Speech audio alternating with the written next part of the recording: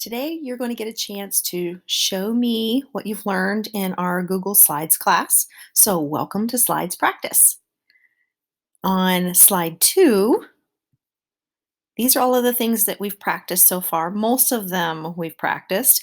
What you see in red are things that you are going to actually show me on the following slides. So, just to recap, we use Google Chrome as your web browser. You log in at school with your login.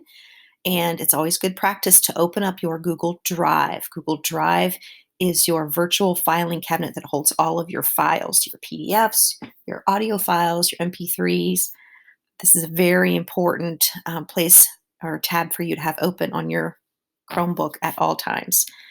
This class, we focused on presentations. Slides is Google's presentation program, and Google Docs is actually something that we do later in the course. But right now, we're focusing on what have you learned from our class in slides. So, what you will do, I have a video here, and you are going to click on your name. I'm going to click on my name, and it'll take you to your practice slide to show me that you remember what we learned. So you'll click on the slide that's linked to your name, and there's my name, and here's my checklist. I am going to show you that I can do the following 7 skills. Number 1, change the background color. There's 2 ways to do that. 2-finger click, go to change background, color. I like to go to gradient myself and select a color. Once you do that, you can go to custom. As you can see down here at the bottom, these are ones I've already created, but custom, there's a little glitch here, but I think we can work around it.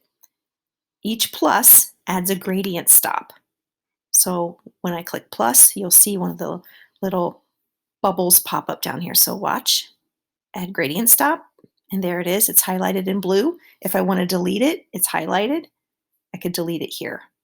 But this is the one I'm trying to color, so I want to highlight that. I can change the color. Right now, the background is yellow. I can also drag and make it bigger or make it closer to the center gradient. I can plus add another gradient stop. Notice it's highlighted in blue.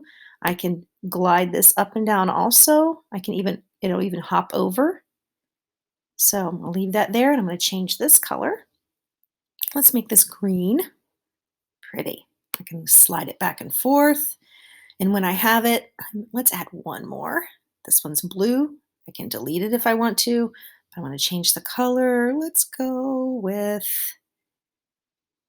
another color, yellow. And I think I want that over here. See how much it changes when you skip over? Pretty cool. All right, I think I like that one. So when I'm done, I can click OK. If I want to delete, again, I can click on the ones I want to get rid of. Notice when I click on them, they change color in the bucket, and I can X out and change the color. I can also change the glow to be radial in a circle, or I can change it to be linear.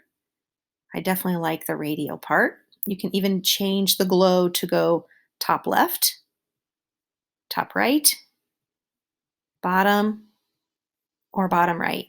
And I think I'm going to keep it in the center. Okay. Now I've just shown you that I know not only how to change the background, but I also know how to make a tie-dye background. So that's number 1. I can change the background. Number 2, draw shapes. I can go here to shape. And when I hover, you can see a whole new menu expands. Arrows, call out, equations. I'm going to go up here and pick a shape. Let's try a heart. So notice when I click on the heart, my arrow is now a crosshairs. So I'm going to approximate where I want my heart. I want to put it over here. I want to press with one finger to drop the anchor and drag with another finger. And when I have it approximately where I want it, I'm going to let go. And there's my shape.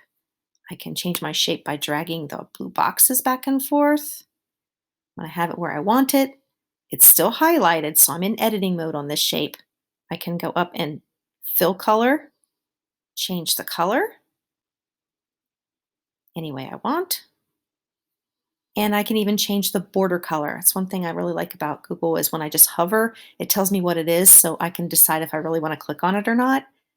Border color, yes. I want to make that, I'm just going to make that a darker black.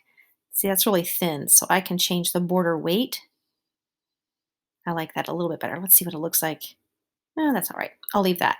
I can also show off a little bit and copy and paste, or I can use the keyboard shortcut Control C for copy and Control V for paste. Can click and drag and move this over here, my second one. All right, so let's go back to my checklist. Change the background color, done. I drew a shape, I resized it, changed the inside color and the outside border color. Oop, I didn't rotate it. So I want to show Mrs. Limper that I know how to rotate. So I'm going to go back to this little rotate dot.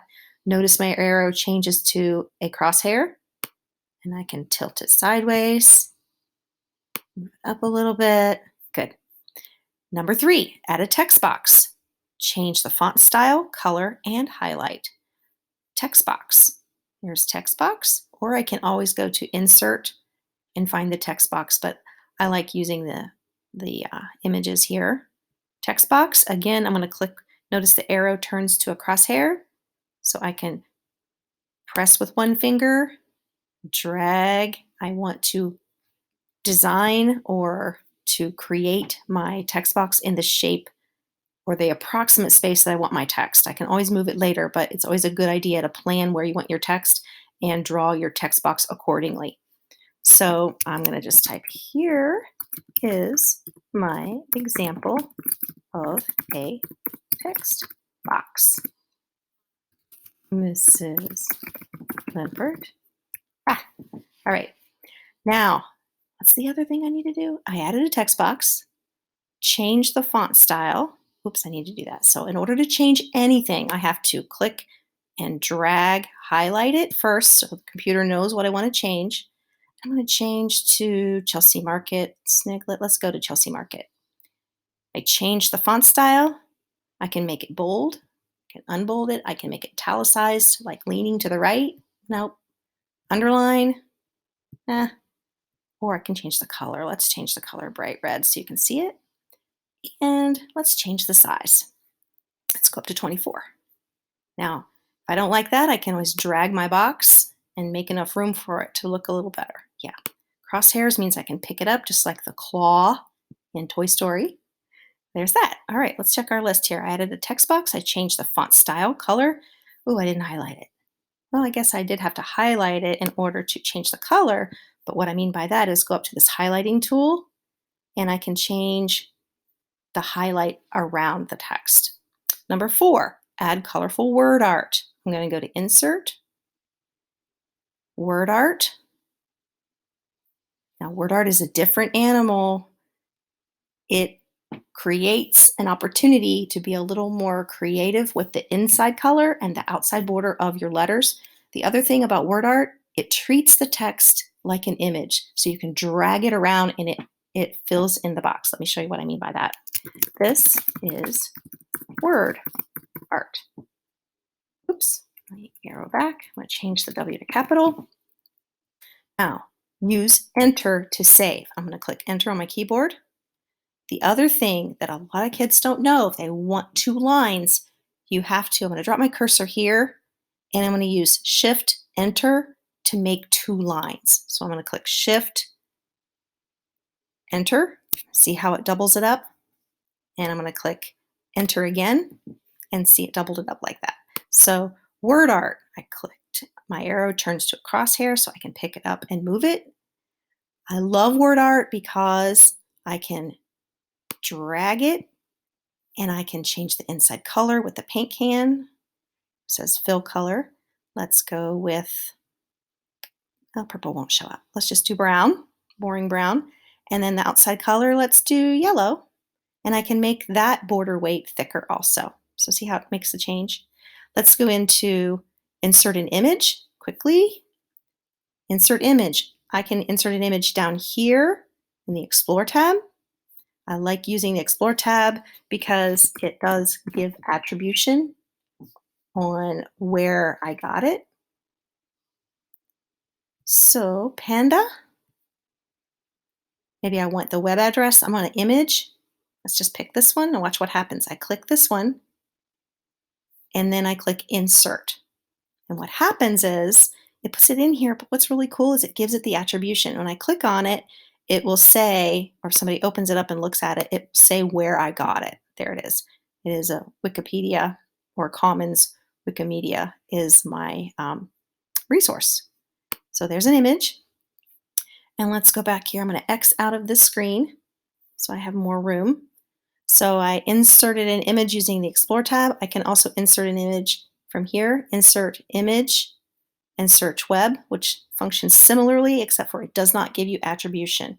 In other words, it doesn't tell the person looking at the slides where you got the image, which we know it's good digital citizenship to give credit where credit is due and try your best to let everybody know where you got your image if you did not create it and you are not the owner. Crop and mask. This is one of my favorite things. I'm on step 6, crop and mask. Let's crop first. I want to select the image. I'm going to go to crop. Let's say I want to get rid of some of this grass. So my arrow turns sideways. That's how I know I can grab that little black line. I'm cropping. And then if I like that, I'm going to click off of it and see what it looks like. Yeah, let's crop again. Crop. I'm going to slide this over, let go, click elsewhere to see what it looks like. All right, there's the crop tool.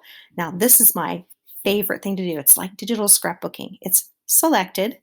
I'm going to go up here to the crop image, but then I'm going to go to the drop down where it says mask image. Masking the image is basically just cutting out the image in a shape. And I'm going to do mask image shape. Let's make this one into, let's just do a circle. You can also, if I change my mind, I can go up and make it into a heart. So I love the crop and mask tool, but you have to select the image first and you see it next to the crop image, mask image. That's kind of sneaky there. I know a lot of kids want to go over to the shape tool to do it, but it does not work there. Lastly, in this class, we learned how to arrange an image on top or overlap. Let's say I want to put this behind the pandas. Right now it's naturally overlapped, but if I want this on top, I select what I want on top, I go up to the Arrange tab, and I can bring it to the front, or I can click this one and go Arrange and move it to the front. So you use the Arrange tab to layer your images. And that's it.